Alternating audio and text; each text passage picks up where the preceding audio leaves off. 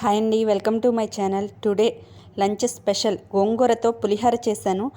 గోంగూర పచ్చడి కన్నా గోంగూర పులిహోర అయితే పిల్లలు ఎంతో ఇష్టంగా తింటారు. చాలా టేస్టీగా ఉంటుంది. ఇలా ఇన్స్టెంట్గా లంచ్ బాక్స్లోకి రెడీ చేసేసుకోవచ్చు.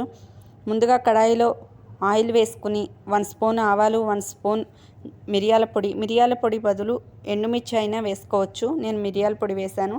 తర్వాత పచ్చిశనగపప్పు, మినప్పప్పు, పల్లీలు వేసుకుని వేయించుకుని గ్రీన్ చిల్లీ సన్నగా కట్ చేసుకుని ఒక 3 వేసుకోవచ్చు.